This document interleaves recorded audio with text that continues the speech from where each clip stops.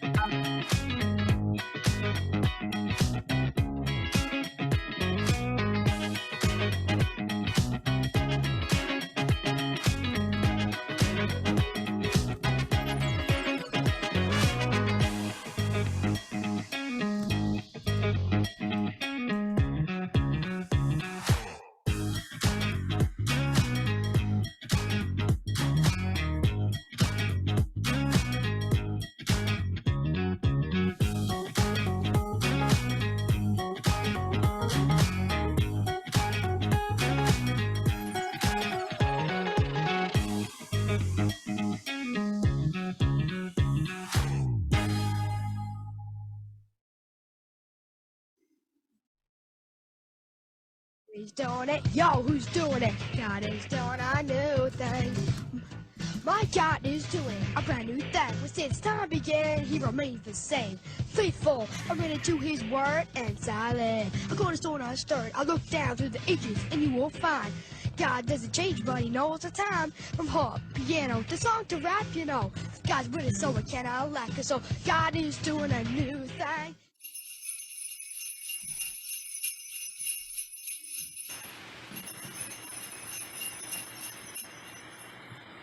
You know, John the Baptist came in the desert eating locusts and wild honey. Had he been able to rap like that kid, I think so many more people would have repented and been ready for the kingdom. Oh, that's interesting to think about. But let's He talk could do more. the he Go could do ahead. the locust rap.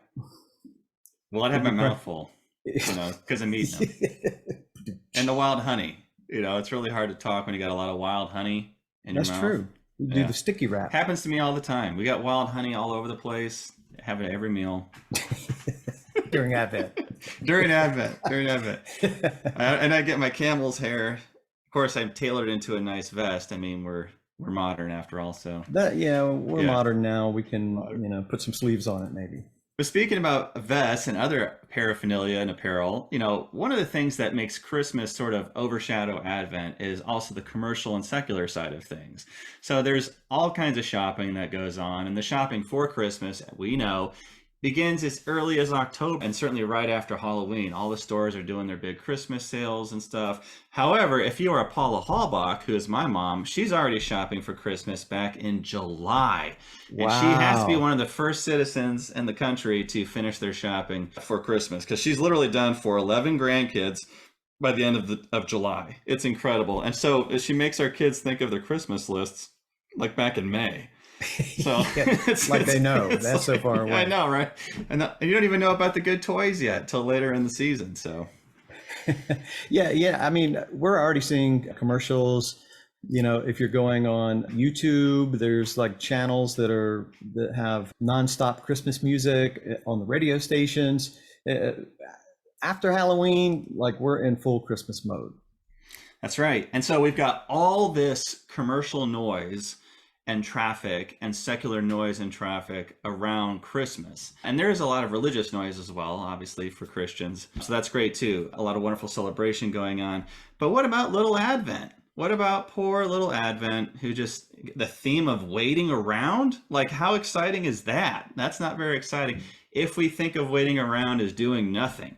But we're going to rewrap that idea here in our final segment. But what are we doing, to kind of compete with what's going on for Christmas religiously and secularly? What are we doing in Advent to kind of compete with that? Well, we got some special readings, and they all feature a very special prophet. He might show up, Steve. I heard he was somewhere in the air, coming out of a cave somewhere. So he might show up on the show. We're not sure. But John the Baptist featured in those readings, the coming of the kingdom, preparing the way, repentance. But we also have other aspects that really try to set off Advent, but they might fail in comparison to what Christmas has. So let's talk about songs, for example. Like let's before we show the song list, can you think, friends out there, how many, like, give me an Advent song. Yeah, name an Advent song that you can think of. Everybody. Name an Advent song that's not O Come, Emmanuel. I wanted to see how many times that would show up. We're going to make this hard right off the bat. Name an Advent song that is not O Come, Emmanuel. Yeah, that's a tough challenge. Yeah, that is a really tough challenge. We get a lot of ums and uhs coming from the audience. Exactly. Well, while you're thinking, come thou long expected Jesus. Oh, good. Oh, here we go. Here we go. We're waiting for Jesus like Mary. Okay. All right. Okay. Good work, Babette, Sandra, Jeannie. You guys are doing great here with some real Advent music. Well, Steve is our investigative reporter here for Catechist Stream, and he pulled together a little research showing Advent Christmas songs. So let's go ahead and show that, Steve. What did we come up with? Yeah, we got a few songs here, as well as O Come, Emmanuel, Comfort, Comfort You My People, Creator of the Stars of Night, Though He Comes with Clouds Descending, and so on. This is not exhaustive, but just to say that it was actually very difficult to collect a lengthy list of purely Advent songs. And O Come, Emmanuel is kind of a crossover song, I think, because of the different verses. So we got a lot of songs here. We got about 14 there. And like I said, it was hard to find those. And some of those are crossovers, like Comfort Ye My People. That gets done with Handel's Messiah too around Christmas time. So some of these are crossovers. Lo, How a Rose Ere Bloom is another crossover, very popular in England and in the Anglican Church as well as Catholic Church. I like that song. Yeah, it's a great one. Probably my favorite on this list. And it's kind of it's somber, right? But it's one of those that really sets the, if there is such a thing as a religious mood. Let All Mortal Flesh Keep Silent. Just love that one. Especially, if you're doing, Vespers or something on Friday, evening prayer at the church, just really kind of sets this sacred tone. Yeah. Were you there? That should have probably been on the list. Yeah, definitely. So what did you come up with then for Christmas? I'm just curious. So for Christmas, there were just a few more. What? That is an index. That's incredible. Yeah. -1 if you look in the third column, about a third of the way down. Right. Now we know you can't read the titles on these, but trust us, these are Christmas songs, but we wanted to show you by volume the disparity here. I think if we asked the viewers to put in a name of a Christmas song, we'd be here for the next hour. Yeah. Oh, definitely. Because there's so many that you could list. But you've got two genres though, right? You've got the religious Christmas songs, and then you've got the secular Christmas. Like how many Santa Christmas songs, and not Santa Saint Nick as we understand the Catholic Church, but Santa, the official mascot of Coca-Cola, that kind of Santa. I mean, there's so many songs like that. Yeah. So I think that makes a statement. Advent, not so much. Christmas, a lot. Sandra goes, why is that? Why are there? She's like, I'm a cantor during Advent. It's always a challenge. There's not that many songs. And I said, I don't know, Sandra. It's a great question, but that's why I think we need to kind of rewrap Advent a little. Maybe we should do all of the Advent songs as rap songs. What do you think, Deacon Matt? Oh, man. That's a genre we don't need to go near. We're not rewrapping. Especially you and I. You and I don't need to go there. That's for sure. We took our best shot on the first song. Sandra goes, no, in all caps. Oh, man, that's brutal. Are you a first-time viewer and you're already slinging shots like that? Woo! Hey, we love that. We love that. Keep them coming. Sounds like you've been here for a while. Yeah. It's great. All right, so what else is going on in Advent the church is doing to try to set it off as its own season? Well, we see the color change, pink and purple, although if you talk with priests, they say it's rose. Well, as a deacon who wears these vestments, I think they're pink. I still say that to Father. I don't know what, we can argue till the cows come home. People are going to see it as pink. The point is, it represents joy and, this idea of celebration and this kind of respite in the middle of Advent. Because interestingly, and I don't know if you knew this, Steve, but for a long time, like going back to 5th, 6th century and on, Advent was really a penitential season. Did you know that? I'm a convert, but I do have some understanding of that. It was much more of a penitential season. It was almost like Lent light. It was almost like, so like the liturgical calendar would hinge Good way of putting it. on this Lent light, right? I probably take my Lent too lightly. I need to have a more serious Lent. But it's kind of interesting if you think of it that way, because then you've got the whole liturgical year hinges on these two penitential seasons, which totally makes sense, because one of my favorite paragraphs in the Catechism talks about the life of discipleship, and it says that life hinges on reconciliation in Eucharist. So here you have both of those in a major way in these two seasons, Advent. Yeah, and we're going to chat more about that. I think that's definitely part of the season. Mm-hmm. But there's this anticipation and hope in the waiting. Yeah. That I think is different than Lent. It is. It's a different kind. And then we've got color, going back to colors, we've got Christmas, and we usually see white, sometimes gold. Secularly speaking, Christmas is like red and green. But we don't do that liturgically. Yeah. So yeah, we're not seeing red and green. Maybe red on Christmas Day. Right. I hope I never see Father investments with like little bubble light attachments.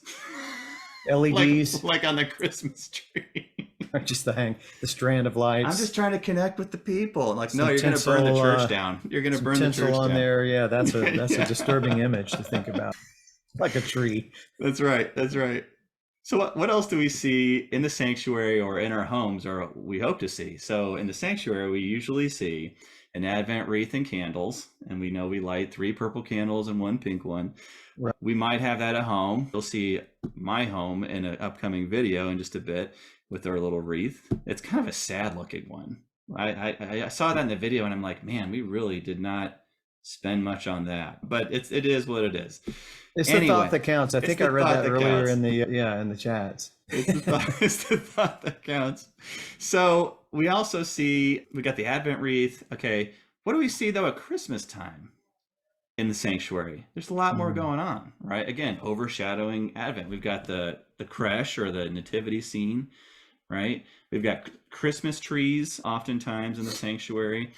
So back in Iowa City, when Father Mike was pastor there, Father Mike Phillips, who's a retired priest now, very dear friend of mine, lifelong friend, he would pack the sanctuary with Christmas trees so that there were 12 wide, 12 Christmas trees. Oh my goodness. Like, first of all, to have to put all, and he'd help out, and you're darn right, he better do that rather than make people, volunteers, put up 12 trees themselves. He helped out, so God bless him for that.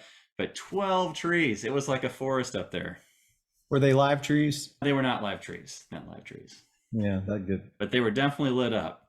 But they were lit. The most luminous sanctuary around, that's for sure. Oh, I'm sure it was beautiful. Yeah. But to the point being that, are we going to put 12 Advent wreaths in the sanctuary, right? We just can't compete. We can't compete. Can't compete. We need some new ideas. We got to find a way to rewrap this season, brother. Yep. Thank you, Kristen. Yes, we do use a Jesse tree, and that was one of the lyrics in the rewrapped song about Christmas by John Lennon. So yeah, Jesse trees. Would anyone like to share in the chat box what the Jesse tree is about? That'd be a wonderful way to share some information. It would be, or how you use it. Do you do a special ritual to bring attention to it, to help to teach about the tree? We'd love to hear any ideas that you can share. Well, Steve, let's break for engagement here and see what's going on in the chat box. Let's do. Right away, Laura, thank you, is answering that question about the Jesse tree. She said salvation history, which is absolutely correct. Right. I've seen some really beautiful ones too. I don't go in much this is just my aesthetic. So I don't like the iconic kind of a thing, iconography on the Jesse tree. I'm more kind of a modern art image kind of a thing. And I saw a really neat one the other day. I think we're going to get that one, but we've never had a Jesse tree, but we're going in on it this year.